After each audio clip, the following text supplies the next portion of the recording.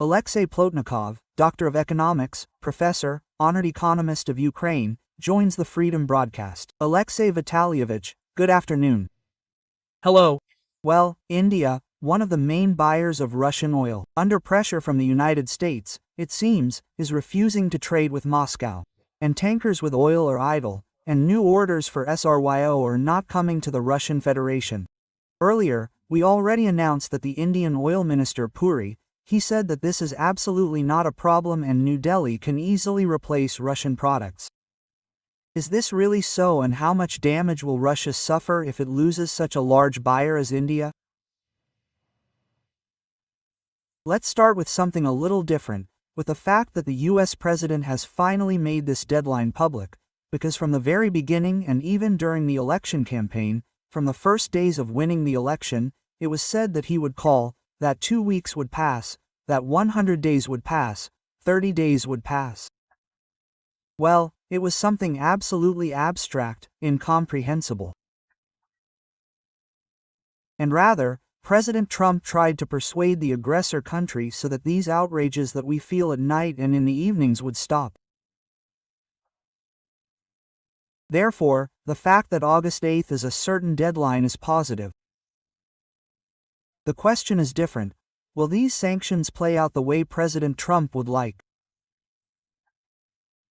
And we saw in the story that he even said that he does not know whether Putin will react or not, but nevertheless these sanctions will be introduced.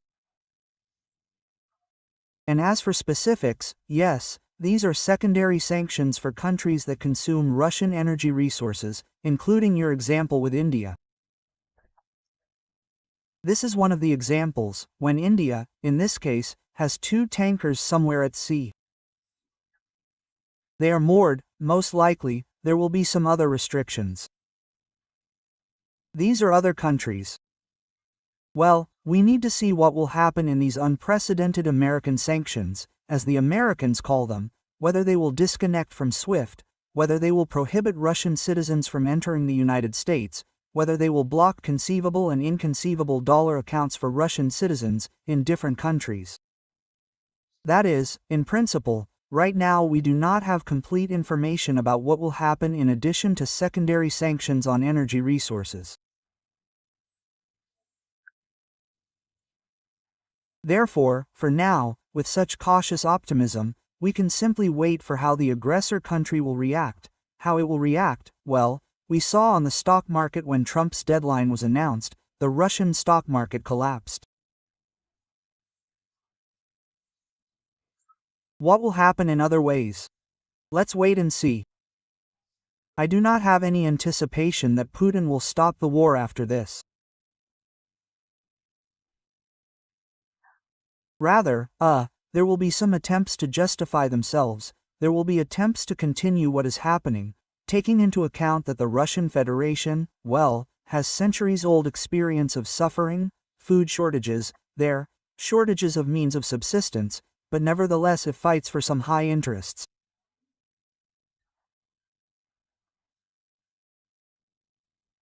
Well, most likely, Putin will make attempts to say that Russia will continue to fight for some interests, despite the decline in living standards, despite the problems with the economy, despite the problems with the budget. Alexei Vitalyevich, well, it is because there is less money because it is now more difficult to trade oil. Experts have calculated that in the first 7 months of this year, Russia exported 4% less oil than in the same period in 2024. And compared to 2023, the decline is about 7%. How significant are these figures, significant losses for Russia? And, given the latest events, this is the strengthening of sanctions against Moscow, and the warning of the Russian Federation's partners about the strengthening of political pressure and so on and so forth. How much can oil exports collapse in the near future? They can collapse. Question. If we look at the statistics of 2022, then, finally, 2022, that is, it was partly peaceful, partly military. The Russian Federation received about $1 billion a day from the export of expensive cars. This is gas plus oil. Therefore, what is pouring in there is -4%. Before this -7 or -9, well, of course, we would like it to be not 4, but 40% or not 9, but 90%. In this regard, it would be more noticeable. Well, at this stage, it will affect the budget, it will affect social programs, it will affect the financing of schools, hospitals, kindergartens, some higher education.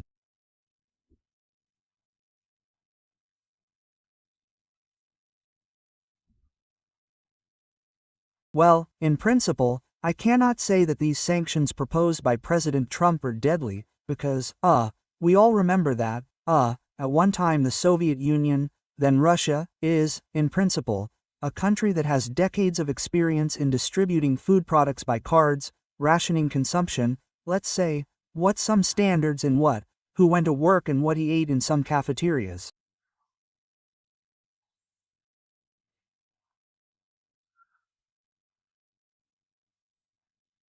That is, I think that such things may sound somehow wild even for the current generation, but genetically they are embedded in their fathers, their grandfathers, and so on.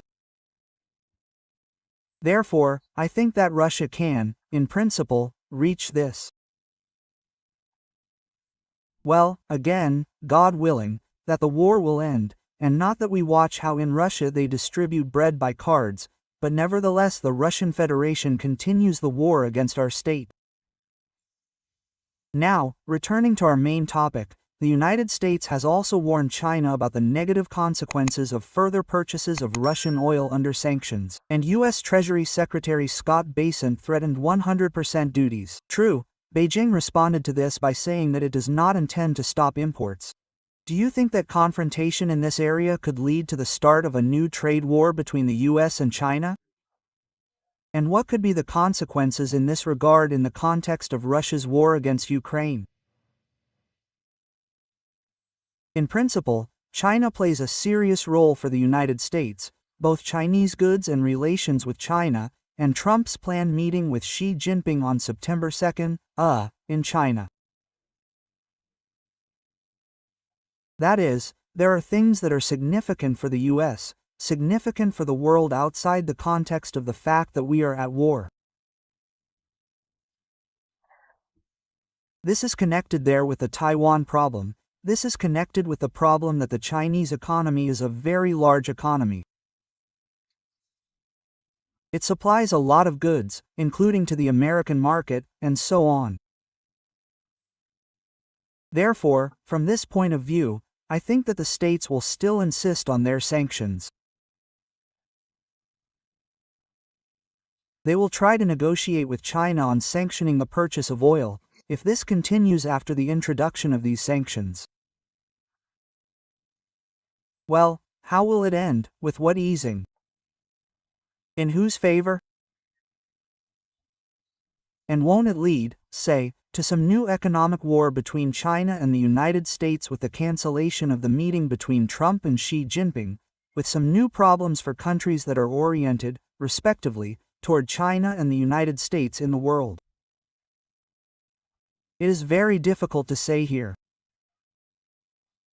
Well, let's hope that in this case the American policy, as more sensible and more beneficial for us, will prevail, and not the point of view of the People's Republic of China.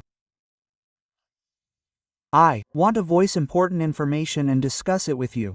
Russia has learned to live under sanctions, but Trump is changing the rules of the game. Thus, Republican Senator Lindsey Graham responded to the statement of Putin's press secretary Peskov that the Russian Federation has a certain immunity to restrictions and is ready for economic pressure. Graham noted that the majority of representatives of both parties in the U.S. Congress are ready to help President Trump introduce new duties for countries that buy oil and gas from Moscow. Further quote, Russia, you are right about the sanctions. You managed to avoid them and learn to live with them. Apparently, you do not understand that President Trump is changing the rules of the game and is going to impose tariffs on countries that buy your oil and gas, supporting your war machine. Perhaps you should contact these countries soon to find out if they are as frivolous about this as you are. Lindsey Graham, Republican senator on social network X recently, the Kremlin has repeatedly emphasized that the Russian economy is invulnerable and supposedly has some kind of immunity to sanctions and restrictions. Although, in fact, there is high inflation in the Russian Federation. Tell us what the situation is really like there. How does the pressure of sanctions affect the economy of the aggressor country? The first sanctions that were imposed against the Russian Federation were the sanctions of 2014, after the annexation of Crimea. And in this case, they were imposed quite softly. These were sanctions related to the supply of food products, luxury goods, and the supply of individual consumer goods. And the fact that, say, the Russian Federation began producing camembert cheese in Krasnodar and Parmesan cheese in Novosibirsk. Well, that's good. This is an example that can be shown to citizens and they can say how they overcame the sanctions. And the fact that they cannot buy, say, turbines from Siemens. And turbines are needed for pumping oil through pipes, and turbines are needed for power plants and a lot of other things. These are completely different, completely serious things. Therefore, with the 18th package, which is featured in the EU countries, well, sanctions are, of course, being strengthened. Maybe, after all, their maximum cases should have been introduced at the beginning of the war. They should wait gradually. Therefore, the fact that inflation is growing, yes, the fact that there is no money for social payments, yes, the fact that the corresponding welfare fund, where money was transferred from the margin, from oil and gas prices, is exhausted. This too, yes. And it is unclear, say, whether it is possible to find another source, given that Russia cannot enter the borrowing market. No one is lending it money now. And due to the fact that this fund does not exist, this is already a problem. Here it is necessary either to sell the gold reserve somehow, or to do something else. Well, and, naturally, with it, salaries are not growing, naturally unemployment in certain sectors, naturally, in fact, employment is only at enterprises of the military-industrial complex. And in principle, let's say, that feeling of comfort that was in the early 2000s, when Russians bought cars on credit, bought housing on a mortgage, massively vacationed somewhere in Turkey. Well, this is not there now. And the situation was not explained by the authorities by the fact that there is a war, that it is hard for them. In principle, this explanation, I do not think that it can last long and that it will constantly find understanding in society. Alexei Vitalyevich, after yet another terror of the Russian Federation, after the attack on Kyiv, on Kramatorsk, President Volodymyr Zelensky called for increasing the sanctions pressure even more.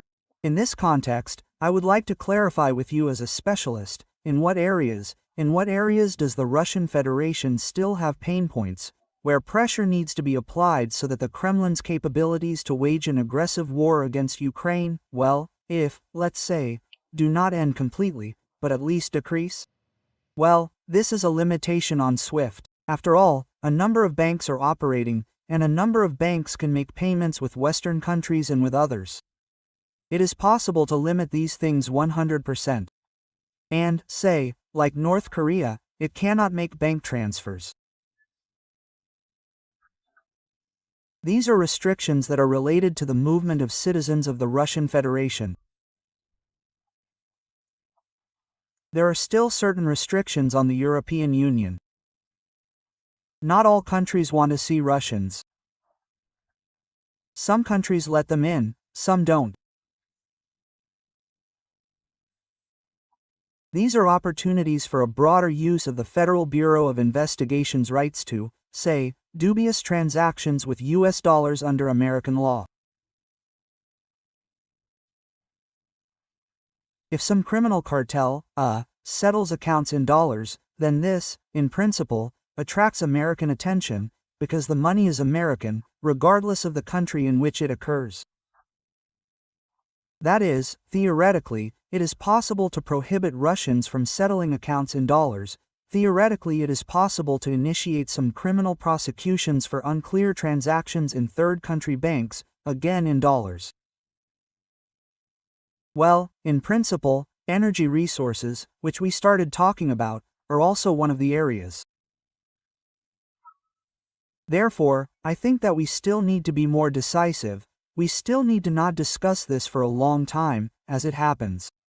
I understand that there is the European Union, there is a consensus, and so on. This needs to be introduced harshly, introduced quickly and introduced effectively. Poli is for action. Yes, all this needs to be done in a timely manner. Alexey Vitalyevich, thank you very much for this analysis. Alexey Plotnikov, Doctor of Economics, Professor, Honored Economist of Ukraine, was in touch with Freed. Freed is now WhatsApp. Find out the whole truth about the war of Russia against Ukraine and the most up-to-date news first in our channel. FREEDOM Co. What is really important to know? Subscribe, link in the description.